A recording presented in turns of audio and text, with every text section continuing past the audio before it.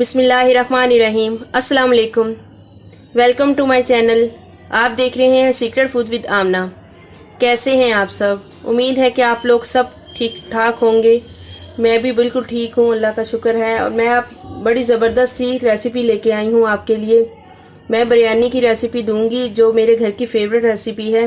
اس کے لیے جن چیزوں کی ضرورت ہے آپ ان کو نوٹ کر لیں۔ یہ گوشت لیا ہے میں نے 1 کلو، اور 6-7 پیاز ہیں، ان کو میں نے باریک کاٹ لیا ہے۔ اور یہ ایک پورا پیکٹ ہے سندھی بریانی مسالے کا۔ اور یہ ٹماٹر ہیں 5 عدد۔ اور یہ باقی سامان جو ہے یہ سارا جائے گا دم کے اندر، ٹھیک ہے۔ اور سیلا چاول تھے، ان کو میں نے بھگو لیا ہے، 3 گھنٹے ہو گئے ہیں مجھے بھگوئے ہوئے۔ اب شروع کرتے ہیں۔ یہ میں گوشت ایڈ کروں گی اس کے اندر۔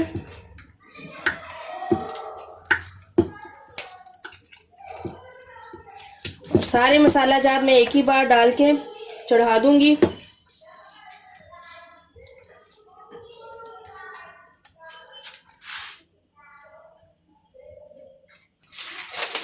یہ 2 چمچ اس کے اندر میں جو ہے نا لہسن ادرک کا پیسٹ ڈال دوں گی۔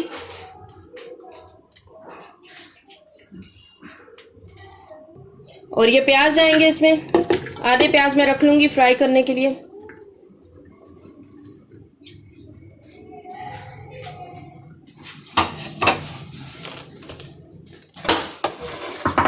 اب اس کے اندر جائیں گے ٹماٹر۔ میں سارا سامان ایک ہی بار ڈال دوں گی، ڈالنے کے بعد میں اس کو سیٹی لگا دوں گی۔ اور یہ بریانی مسالہ ہے، تھوڑا سا پانی ڈال لیں گے۔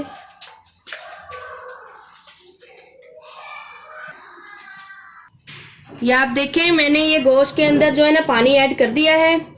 اب میں اس کو ویٹ لگاؤں گی، اور میں نے پانی اتنا ہی ایڈ کیا ہے جس کے اندر یہ گوشت اچھا سا گل جائے۔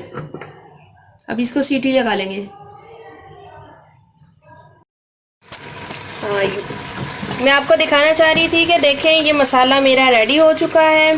تو اب میں اس کے اندر جو ہے نا آئل ڈالوں گی، لیکن اس سے پہلے میں نے پیاز جو الگ سے نکالے تھے میں نے ان کو ابھی فرائی کرنا ہے۔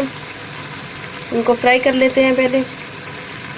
اور یہ ہری مرچیں میں رکھی ہوئی ہیں، یہ ڈال دیتی ہوں۔ باقی ہری مرچیں جو ہیں وہ اس کے اندر جائیں گی، دم کے اندر جائیں گی۔ آپ کو پتہ ہے سندھی مسالے کا ایک اپنا طریقہ ہوتا ہے پکانے کا، کہ اس میں تھوڑا مسالے جو ہیں ہرے مسالے اور ٹماٹر اور لیموں وغیرہ جو ہوتے ہیں وہ دم میں بھی جاتے ہیں، تیر لگاتے ہیں جب وہ سکڑ جاتے ہیں۔ تو ابھی میں آپ جو ہے نا پہلے پیاز فرائی کر لوں، پھر چاول بوائل کریں گے۔ یہ میں نے آپ کو دکھانا تھا کہ دیکھیں یہ جو ہے نا مسالہ ہمارا بالکل ریڈی ہو چکا ہے۔ اور آپ کو گوشت بھی میں دکھانا چاہ رہی ہوں کتنا اچھا گلا ہوا ہے۔ یہ گرم ہے، ابھی ہاتھ جل رہا ہے میرا۔ یہ دیکھیں اچھی سی بوٹی گل چکی ہے۔ ابھی میں ایک طرف پانی رکھ دیا ہے، بس اب ہم چاول بوائل کریں گے، تو پھر میں بتاتی ہوں آپ کو کہ ہم اس کو دم کیسے لگائیں گے۔ یہ تقریباً 1.5 کلو چاول تھے، تو یہ میں نے ڈالے اندر۔ یہ میں نے تقریباً 3 یا 4 گھنٹے سے بھگو کے رکھے ہوئے تھے، کیونکہ یہ سیلا چاول کافی میرا پرانا ہے، تو اس کو میں نے فل کوک کرنا ہے۔ آپ کو پتہ ہے اس کے اندر تھوڑی سی بھی کنی نہیں چھوڑتے، ورنہ یہ سخت ہو جاتے ہیں۔ ان کو جتنا بھی کوک کریں گے یہ کبھی بھی بیٹھیں گے نہیں چاول آپ کے۔ یہ ابھی میں ڈال رہی ہوں۔ اور مسالہ بھی میں نے آپ کو بتایا تھا، سندھی مسالہ میں نے ڈالا ہے، اور جو ہے نا تھوڑا سا اندر دہی ایڈ کیا تھا۔ ابھی ثابت مسالے بھی میں اس کے اندر ڈالوں گی، جس میں دار چینی ہوگی، تیز پتہ ہوگا، اور کالی الائچی ہوگی، اور تھوڑا سا زیرہ اور کالی مرچیں ہوں گی۔ نمک ایڈ کروں گی ابھی میں۔ 2 تیز پتے میں نے ڈالے ہیں، اور یہ 2 کالی الائچی ڈالی ہیں۔ اب زیرہ اور کالی مرچ جائے گا۔ یہ 2 لونگ جائیں گے، کیونکہ سندھی مسالے میں اپنے بھی بہت زیادہ مسالے ہوتے ہیں، یہ صرف میں خوشبو کے لیے ڈال رہی ہوں۔ یہ چند دانے میں نے لیے ہیں کالی مرچ کے، یہ جائیں گے۔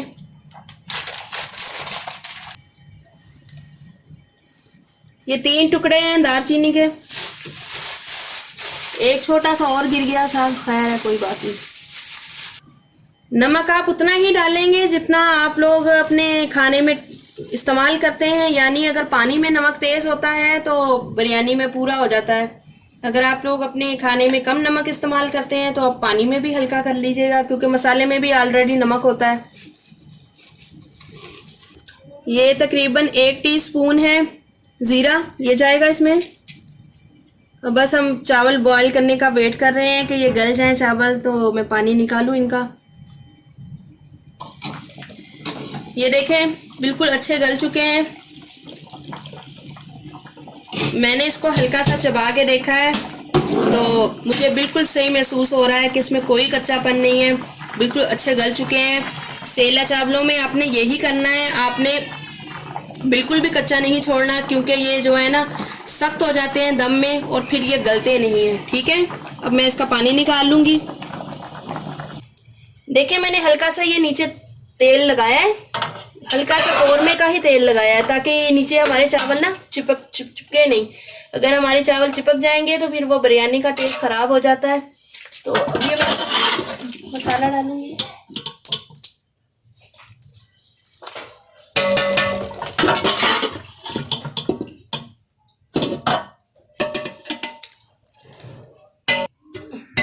اب یہ میں قورمہ بچھا لیا، اوپر سے میں ہرا دھنیا اور پودینہ یہ ڈالوں گی۔ یہ دیکھیں میں نے ٹماٹر، یہ لیموں اور ہری مرچیں، یہ سب کے اوپر جو ہے نا میں نے ہلکا سا مسالہ دوبارہ تھوڑا سا چھڑکا ہے۔ یہ اسی طرح کر کے دم میں آئے گا۔ یہی سندھی بریانی کی خاصیت ہوتی ہے کہ اس طرح جو ہے نا ثابت مسالے اور ثابت ہرے مسالے بھی آتے ہیں۔ یہ تھوڑا سا